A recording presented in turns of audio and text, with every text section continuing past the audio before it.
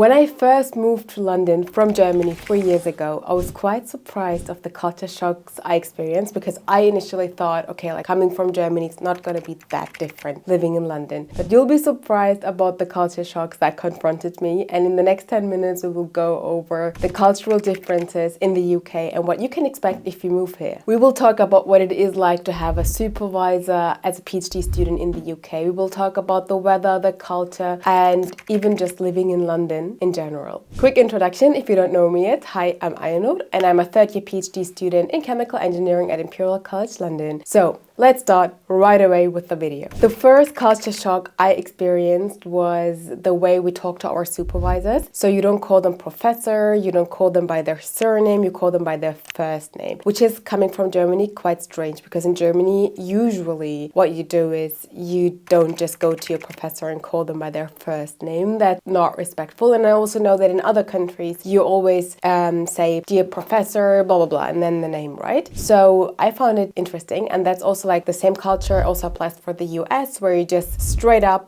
talk to your supervisor with their first name. Then what I found super interesting is, and that's number 2, is the politeness in the UK. So obviously I knew this from like textbooks and like German English classes and school and stuff, that UK people are polite. But then seeing this in real life was a super interesting experience. For example, when you exit a bus, like these red buses in London, people will say, thank you, driver, and then exit the bus, right? Or when people like walk through the pedestrian crossing, like the one with the white stripes, then they will just say a quick thank you to all the cars that are waiting there so that we can pass. And these are things that I've never experienced like this in Germany at all, and also not in other countries that I've visited. So that was super interesting. And then also being referred to as love or darling, you know, when like a cashier just be like, hey love, can I help you? And like that's just a culture shock, a positive one that I just haven't experienced. That also something I found super interesting is like when I was waiting for a bus, or when I'm about to like enter a bus,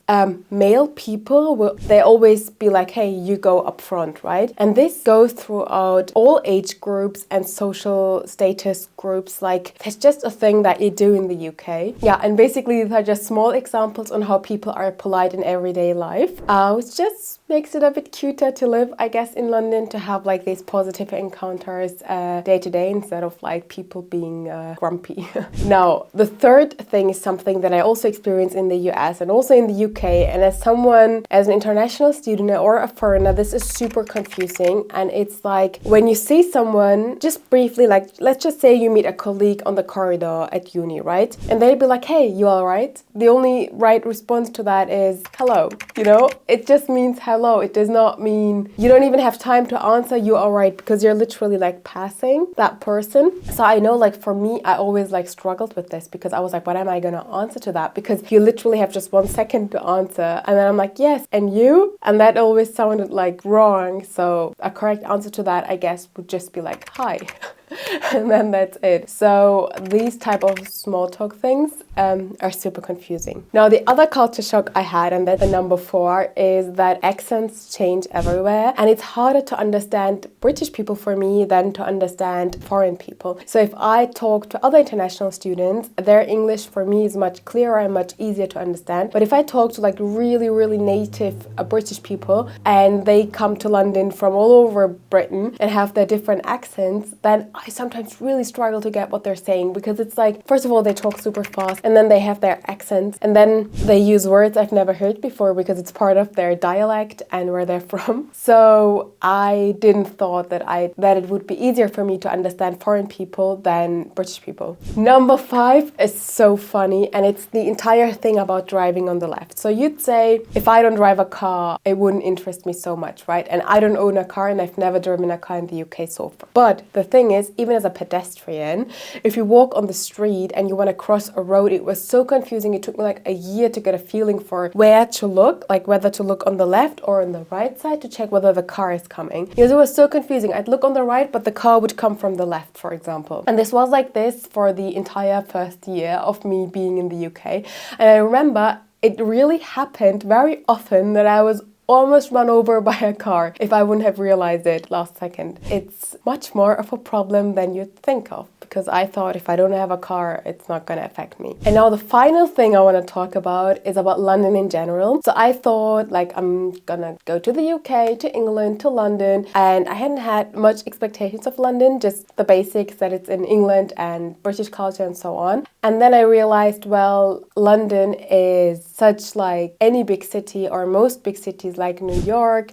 It's a mixture, it's a melting pot of cultures, and every borough of London has its like own culture, its own touch, and you have different cultural areas. So you have like Pakistani areas, you have, for example, where I live, very near to that is also Punjabi area, and then depending on what you're looking for, you have all kinds of cuisines and food and people, and that's really like, it's culturally so rich, and that was also a very pleasant culture shock. And if I may add one last thing, not so positive, something that's really annoying, is the culture that in the UK you don't put wash machines, like for your clothing washing machines, into your bathroom. You put them in the kitchen. And then most kitchens, at least that's how it is in London, most kitchens don't have like water supply for a dishwasher and a washing machine. So what happens is that most flats don't have a dishwasher, they only have a washing machine. And for example, in our flat, our bathroom is quite big. You could easily put like a wash machine there. You know, the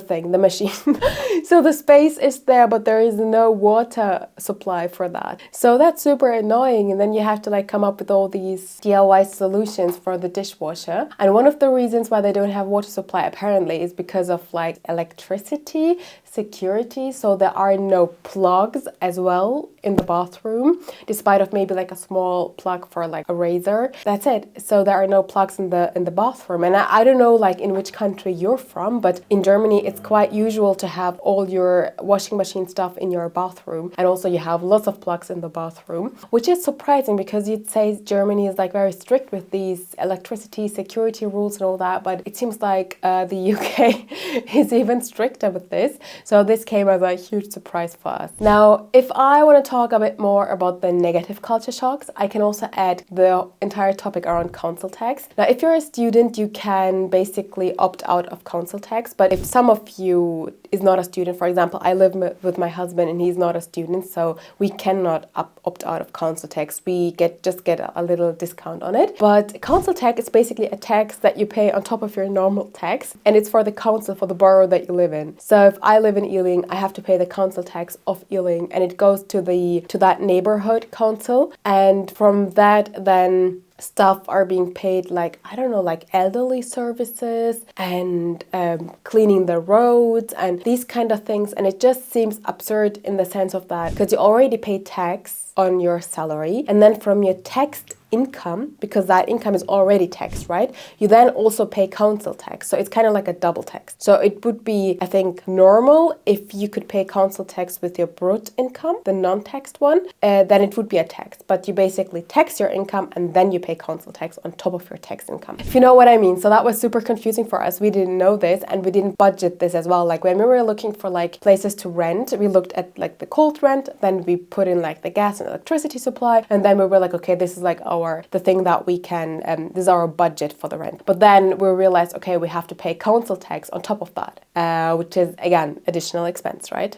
And finally, I want to end this video with something positive, and the main reason why I love London so much, and I cannot imagine moving away from London anytime soon, and it's the openness of the people and the cultural richness and how easy it is to live in London if you are from an ethnical or religious minority. So especially, for example, I am Muslim, obviously, and finding like halal food in London, or it's just super easy to be a Muslim in London, and you won't like, especially food wise, so many places are halal, not even like Muslim places, but all kinds of places. Like you can go and eat like the best Japanese food and have it all halal. You can go and eat like try out all these different cuisines that you probably cannot even try in their own country, right? So if I were to go to Japan, I went to Japan and I struggled more finding halal options in Japan than like eating authentic halal Japanese food in London, for example.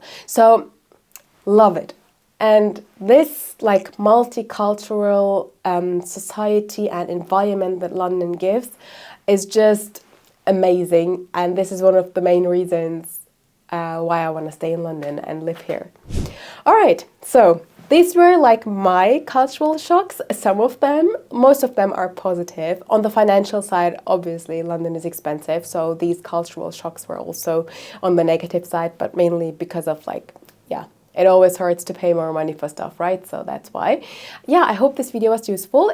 Let me know if you are gonna study in London or if you're planning to do so, and what your experiences are in London. If you like this video, then don't forget to like this, comment, or share to anyone who wants to study in London. And other than that, stay safe where you are, and I'll see you in the next video. Bye bye.